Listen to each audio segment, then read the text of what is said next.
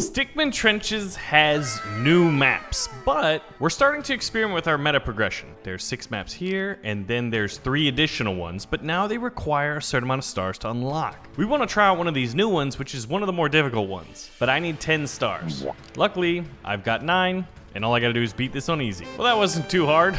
Now, we've got our 10 stars and map number 7 is unlocked. This is our first asymmetrical map. Now, you'll notice that easy and normal are unlocked, but to unlock hard and brutal, we're gonna have to beat normal first. Now we're at 10 stars, so getting 2 on normal will unlock the next map, which looks like a trench fest. Now, this asymmetrical map has the river closer to the enemy, which sort of makes it difficult for them to get closer. So this one might be considered one of the more easier ones for the player. But up until this point, all the maps have basically been a mirror, and we wanted to try something different. So, as is always the case in these videos, the question of the day that I want to ask you guys so that you can help build this game with us is, what sort of maps would you like to see? What sort of unique map features, and what sort of ways to tinker with the balance would you think would be fun to see in the game? Now, since launch, we've done a lot of patching and sort of making things more accessible to more players. I've played this game quite a bit. It's sort of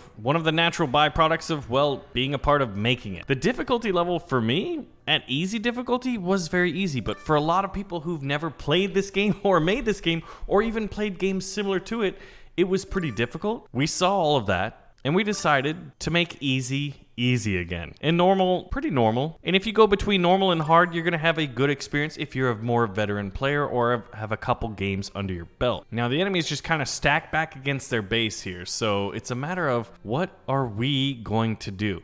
I could keep stacking up infantry, which is sort of what I want to do. And as long as the enemy doesn't unlock artillery and then blow me out of the water, or blow me out of the trench, we'll unlock, or rather we'll choose what we want. I feel like poisonous gas could be pretty good if they're gonna mass up men over here, but I will need 4 medals to unlock it. Now, just like we have made easier, or rather easy mode easier, we've also added brutal mode, which is the 4th level of difficulty. And for a while there, brutal mode was in the game for just a short amount of time. In full disclosure, it wasn't brutal enough. We had complaints on both sides. People finding the game too hard, some people finding the game too easy. Needless to say, balance was needed. And I'm thinking that we're not there yet, but we're definitely getting closer. So one of the things we could do is try to lure the enemy, because they have, there it is. Okay, that was a perfect feint. So this is one of the things you might want to do. Given the long distance that they had to cover, this seems like it was, well, an obvious choice.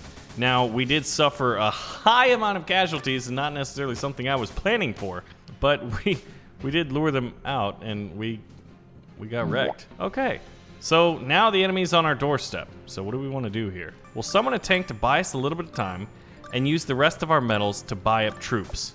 Which, like, when looking at this battle, that was perfect timing. And fortunately here, the little RNG choice says, buy a tank, Baron, you're about to get overrun. So that could have been terrible, and instead of being terrible, it was just marginally bad. And here comes the artillery shelling our position. A lot of people found that artillery was very, very onerous, very, very difficult, very, very defeating. You get smashed in the face by artillery and, well, you're gonna have a bad time, right? Artillery was a key part of World War I, but I think a lot of people didn't necessarily understand how we balanced it in the game and what our goals were with it. But now we're actually hitting them back. So remember that troops and tanks are gonna go slower. But I think one of the things is that artillery it's got a little bit of randomness to it for the player, but the AI has the same level of randomness. And precision artillery is just that, precise artillery. Oh, that flamethrower just roasted us. So here's the question, can we take this base? I think we can.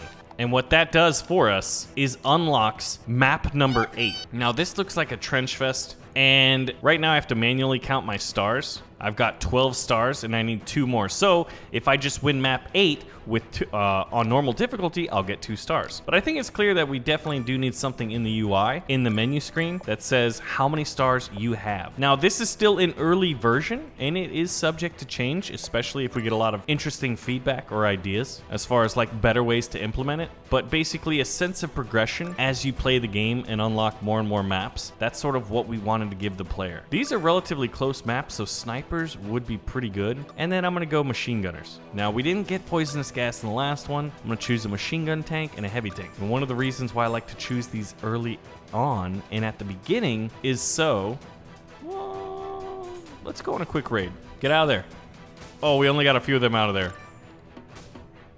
Oh, that worked out pretty well, actually. So we went on an early raid. I would say that was a victory. But yeah, getting a sense of progression and accomplishment from like beating maps and unlocking more, I think is just a key part of the game loop that we really wanted to have.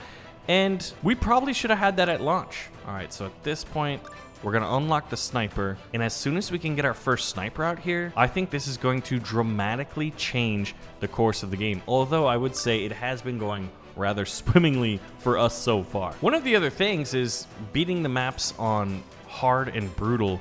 We want that to sort of unlock something. So now my sniper is just like slowly but surely taking out all the enemies in that trench. They don't have any counter snipers, which is probably what they need. So this is either gonna force the enemy to either retreat or attack us, or just sit there and get wasted. Certain maps, I think the more you'll play, the more you're gonna realize like certain units will play better on some maps and not as good on others. And snipers are definitely one of those units that on some maps they're really, really good, and on others I don't think they're nearly as effective. Like if the trenches are really close, I don't think you need snipers. But if there's a lot of trenches that are evenly spaced like this map, this is this sniper map.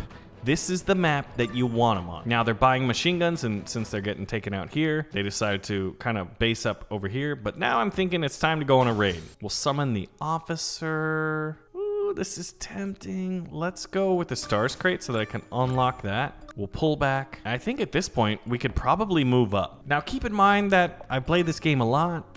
I mean, like we went over earlier. And it's one of those games that I think can feel very, very difficult at the beginning, but then once you learn it, you can get pretty good. So I feel like right now we might actually be, oh, artillery's coming. We might be able to eke out a relatively early victory. Like a sub 5-minute victory on normal difficulty, I think is pretty good, especially on a map where you know which unit to use. Now at this point, I don't really want to spend money on riflemen. I want to spend money on shotgunners because they're better on the attack, but the enemy can barely defend their back trench. Oh man, I was gonna say that was the prime opportunity to attack. Another thing that we still have to work on and fill out is a proper research tree, but the research tree is kind of going to be addressed in phase 2 of our sort of like meta progression or, you know, meta feedback loop. Basically, like, what are the things that's in the game? Like, how is the game designed that like gives you that sense of accomplishment? And I also love how snipers can take out the machine gunners in these trenches. Look, we just shot at the guy and we missed.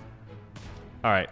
So we've taken them out. Let's move in. We'll send in the support and an easy sub 5-minute victory for a veteran player on one of the new maps. Now that we've done that, we've unlocked map 9 and map 8. We can now play on hard, and if we beat it on hard, we can beat it on brutal. You're sort of seeing a game develop live, and I think that was one of the mistakes we made, was not communicating adequately that, hey guys, we are going to be working on this, and we have a pretty rich roadmap, even though what you're getting at launch is pretty early stuff. So thank you guys for sticking around. Remember that the question of the day, the area that we want you guys to help us, is what fun mechanics could we add to maps? Map design, what sort of things would you like to see in them? We've had interesting suggestions, such as forests and buildings and ruined cities. Even mud pits or mud fields, I guess would be more appropriate. And more weather effects. So anyways, remember that you can get Stickman Trenches on Steam right now. Whenever we can run a sale, we're gonna be running sales. So thanks for sticking with us, and I'll see you in the next one.